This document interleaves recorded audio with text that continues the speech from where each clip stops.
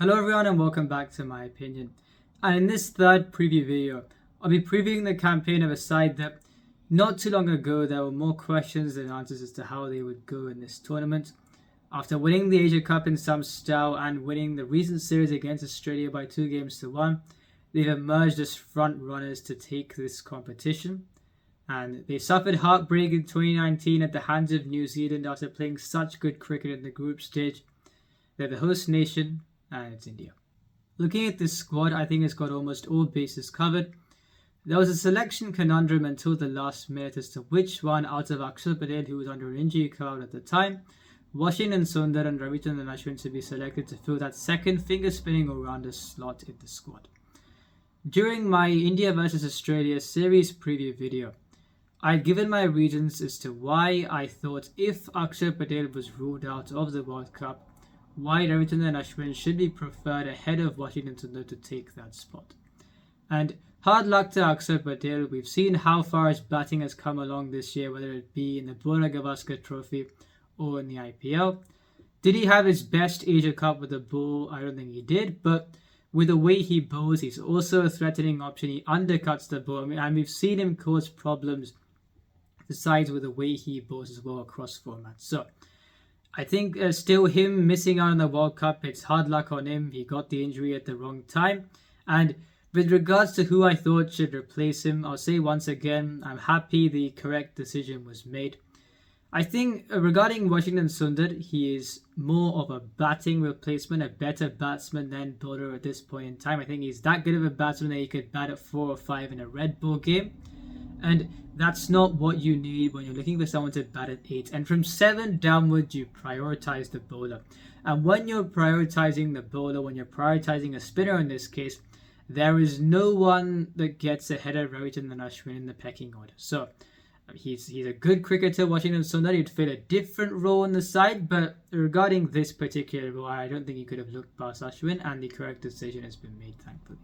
Regarding how I think their 11 should go, I've gone at Rohit Sharma and Shubman Gill opening the batting with Virat Kohli at 3 and Shreyas Iyer at 4, KL Rahul at 5, Hardik Pandya at 6, Ravindra Jadeja at number 7, Ravichandran Ashwin at number 8, Kuldeep Yadav at 9, Jaseed Bumrah at 10, Mohammad Siraj at number 11. So it looks a good side there.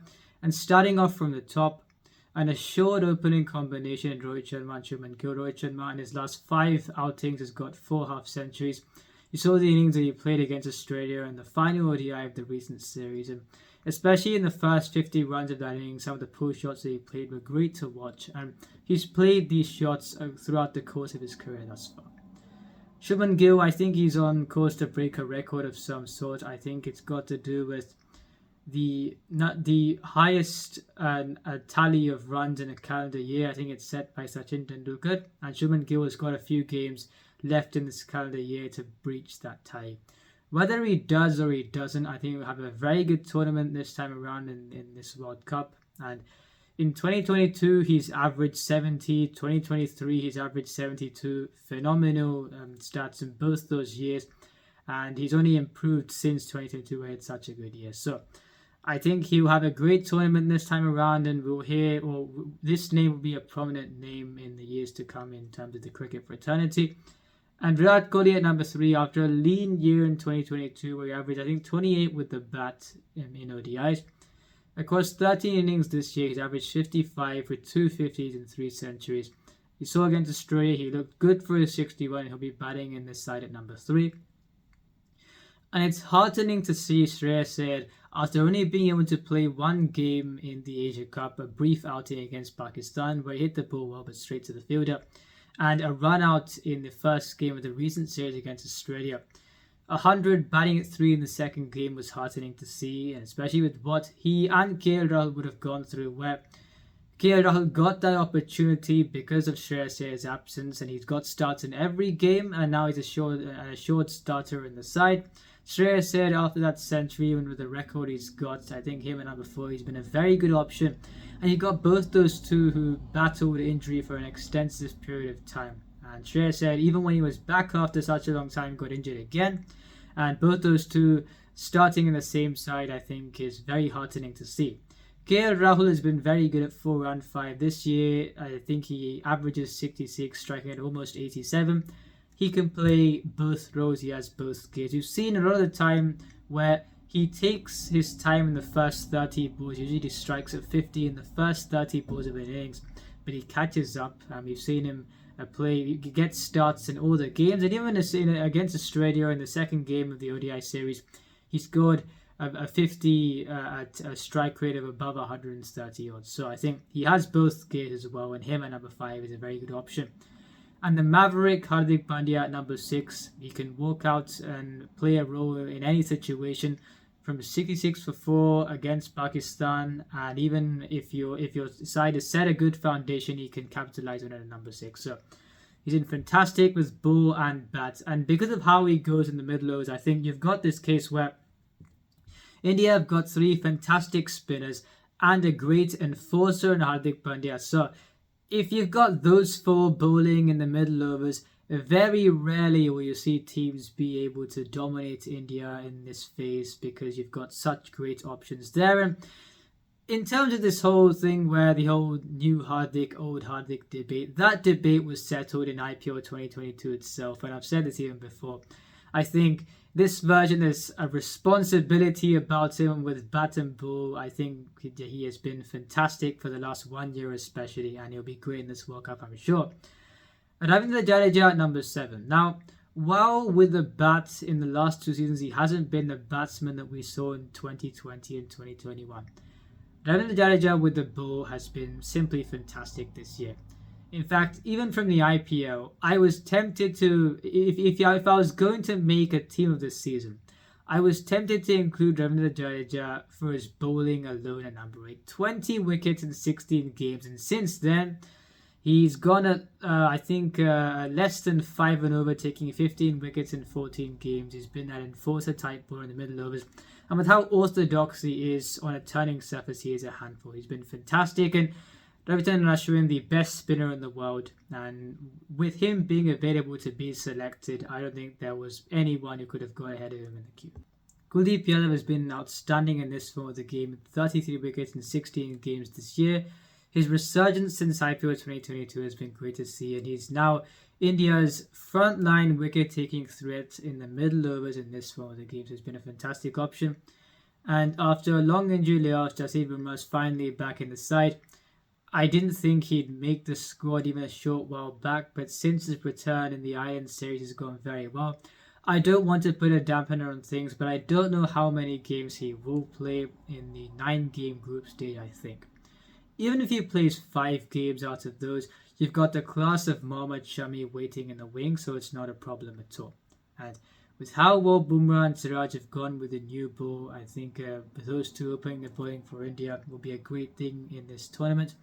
And I think the middle overs aren't a worry at all. The enforcer in Hardik Pandya and 3 top-class spinners in Ashwin, Jadeja and Kuldeep Yadav should take care of things.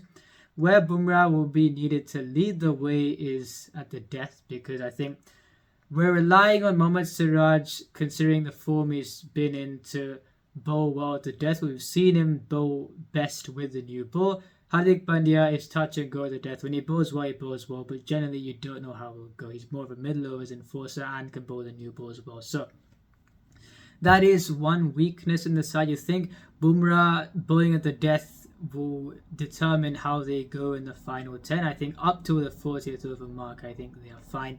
Mohammad Shami bowling with a new ball alongside Mohammad Siraj would be a fantastic combination as well. And honestly, across formats, with how he's been going, I regard Mohammad Shami to be the best fast bowler in the world right now, and yet in this side he's on the bench, which shows when you've got 3 fast bowlers in such outstanding form, it's such a luxury. So yeah, I think India are placed quite well there, but like I said, Jasprit Bumrah's bowling at the death will be key for them in this tournament. And Mohammad Siraj, who's got 30 wickets in 13 games, you saw what he did against Sri Lanka, that's 6 for 21, and yeah, he's been in fantastic form. Like I said when I reviewed the final, in IPL 2022, you thought he went for quite a few runs in that IPL season, and since then you saw how he did in IPL 2023, and now he's displaced Mohammad Shami in terms of being the one of the main seamers for India in this format, and especially with Jasprit Bumrah in the side. Then you've got someone like a Mohammad Shami who's been bowling so well, having to sit out. So you've got three top class seamers there. And even in the backup options, you've got Ishan Kishan, who scores 350s on the bounce against the West Indies and a fantastic knock of 82 against Pakistan. I think in terms of batting in the top six, he's the only left-hander in this squad, but I don't think that's too much of a problem because in this format, you don't really have to take on many bowlers too much to get a match-winning score, especially in this part of the board. Anything above 290 will be a tough chase, and I think he's been in decent form in the last while, and him as a backup option is a good one. Mohammad Shami, like I've said, someone with his qualities being a backup shows how well the other two have been bowling. Now, Shardul Thakur and Surya Kumar Yadav, it's a case where they've picked Shardul Thakur to be that seam bowling all-rounder and give the impact breakthroughs. Now, in this 11, I don't think he will play, and when I talk about the weaknesses or precarious points soon, when I add to them, I will kind of mention that. In fact, I think I should probably start talking about them now because you've got two players here where I don't think they will play in an ideal scenario if the squad goes well, if the first 11 goes well.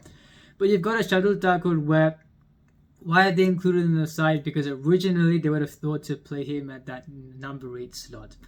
And as you would be seeing in this 11, yes, you'd think you've got three seamers in Bumrah, Siraj and Hardik Pandya, but like I said, or like I've implied, that is enough. Three top-class spinners plus Hardik Pandya takes care of the middle overs, and no other side has got as much assurance during the middle phase as India. Any two of Bumrah, Siraj and Shami is fantastic with the new ball. The only thing is the death bowling by Bumrah being fit is the key for them.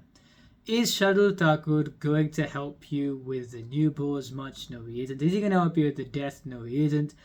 And you're thinking of him to provide impact breakthroughs when you've got three top-class players in Hardik Pandya. Do you need someone to play as an extra seamer to provide you impact breakthroughs? No, you don't. And that's why I don't think he gets into this side. And Surya Kumar Yadav, there is no space for him in this side because I don't think you can dislodge any of the top six. So that is on those two.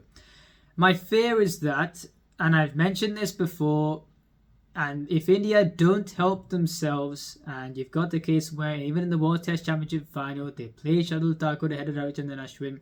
At times, they've made wrong decisions where even in that final, they won the toss and chose to bowl first. And with those two decisions, they effectively gave the match to Australia. If they don't help themselves and they bench a world-class spinner and play Shardul Thakur as the extra seamer, they'll concede a few runs more in the middle phase, and it will undo or it will slightly hamper the great job that someone like a Hardik Pandya, Jadeja and a Kuldeep Yadav would be doing. So that's what they'll have to think about. If you play Ashwin in the side, then it looks a top-class bowling attack and a batting up looks assured as well. The main thing in this side is that if Jasprit Bumrah isn't fit, then you've got to see how they would go to death. If a batting side somehow manages to get, and they'll have to bat quite well to get to the 40th over mark where you think you've got a very good foundation.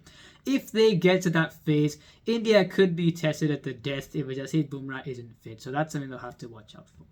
Looking at the top six, a great thing for India is that all of the top six have two gears, and it's a case where even if you get to number 5 and 6, if you're 3 wickets down from B67, you've got a KL Rahul who can take his time at the start and then look to set a foundation for the side before he unleashes, along with a Hardik Pandya who can play the same role.